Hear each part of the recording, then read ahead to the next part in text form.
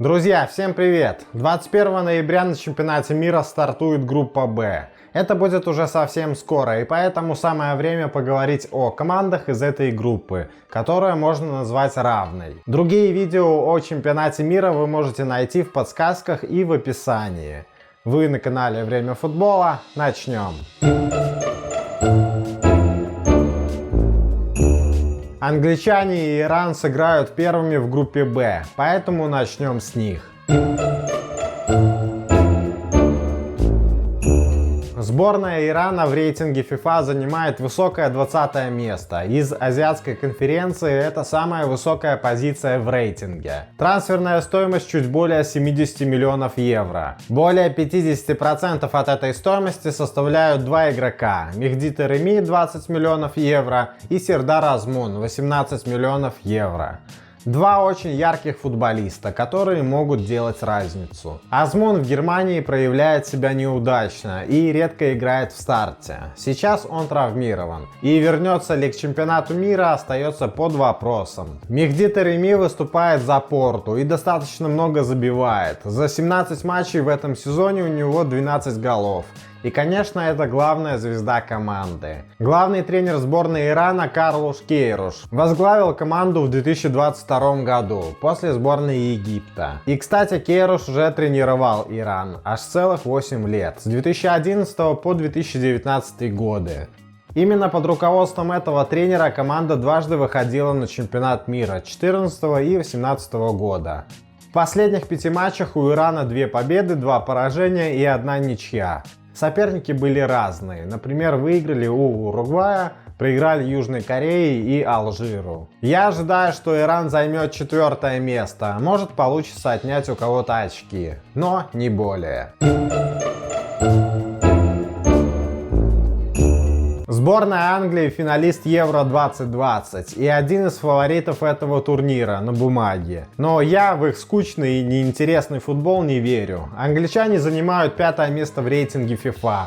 Трансферная стоимость составляет 1,4 миллиарда евро. Сколько? Да ты что, охуел, блядь, сука? Вообще эту сборную смело можно назвать сборной звезд. Куча молодых и не очень футболистов, стоимость которых просто зашкаливает. Не смогут принять участие на турнире Рис Джеймс, Келвин Филлипс, Бен Чилуэлл и Кайл Уокер. Пока список такой, но с каждым днем становится все больше. Самый дорогой футболист Фил Фоден, стоимость 110 миллионов евро. Харри Кейн, Сака и Биллингем по 90 миллионов. У этой команды нет лидера на поле с точки зрения духа и ведения игры. Под эту роль мог бы подойти Харри Кейн, но он пока не стал таким для сборной.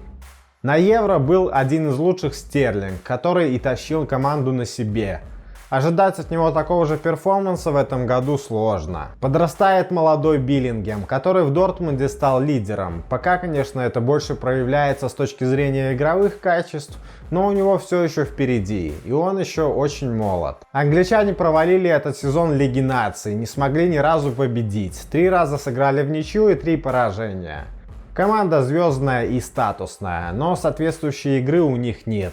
И я продолжаю говорить о том, что Саутгейт не подходит для этой сборной. Ожидаю, что они займут 1 место в группе. Здесь они справятся за счет индивидуальных действий, а вот дальше будут проблемы.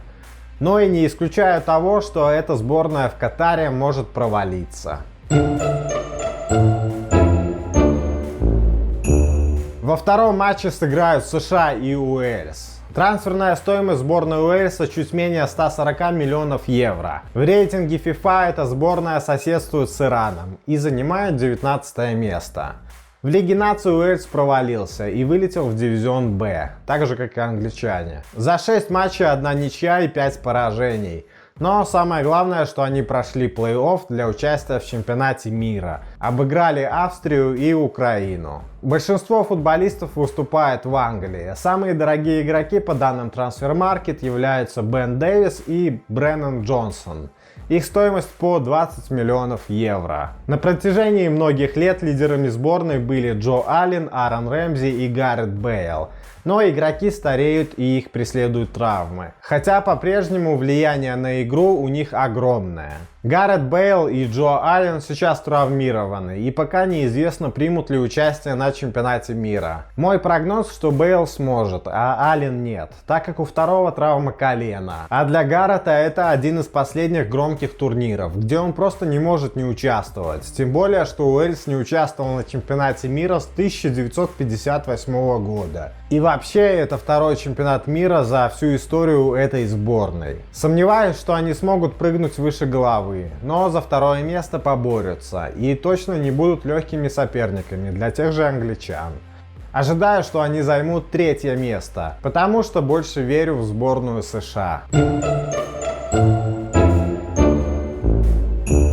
Сборная США занимает 16 место в рейтинге FIFA. Интересно получается, что 3 команды из одной группы находятся рядом в рейтинге. Трансферная стоимость чуть более 200 миллионов евро. Команда молодая, средний возраст чуть более 23 лет. Самые дорогие футболисты Кристиан Пулишич 38 миллионов евро и Джованни Рейна 35 миллионов евро. В этом сезоне эти футболисты выступают не так ярко, как им хотелось бы, и не всегда играют в стартовом составе. Еще выделяется Уинстон Маккенни, который выступает за Ювентус. Он травмирован, но ожидается, что к чемпионату мира вернется. США тренирует американец Грег Берхалтер с 2018 года, который в прошлом был футболистом и сам выступал за сборную. За это время он успел одержать победы на Золотом Кубке КОНКАКАФ и в Лиге наций Северной Америки. Оба раза обыграли достаточно сильную сборную Мексики. Поэтому на этот турнир США едет как чемпион Северной Америки. Играют по схеме 4-3-3 либо 4-2-3-1. Сборная Соединенных Штатов Америки весьма интересная, много молодых футболистов, которые уже успели проявить себя в европейском футболе. Но с точки зрения массы эта сборная немного загадочная, так как их матчи мало кто смотрел. США в отборе на этот чемпионат заняли 3-е место, отстали от Канады и Мексики на 3 очка. Что интересно, на 4-м месте оказалась Коста-Рика, которая набрала столько же очков, сколько и США. Но за счет разницы мячей выше оказались американцы, и им не пришлось участвовать в стыковых матчах. Мои ожидания, что США займет 2-е место. Конечно, в этой группе я предполагаю, что Англия может и не 1-е место занять. У США и у Уэльса очень хорошие шансы отобрать очки у прагматичной, неинтересной сборной Англии. Сборной за миллиард. По игре сборной Англии видно, что не деньги играют в футбол. Друзья, на этом будем заканчивать. Как вам эта группа и как вы думаете, кто выйдет из этой группы? Пишите свое мнение в комментариях.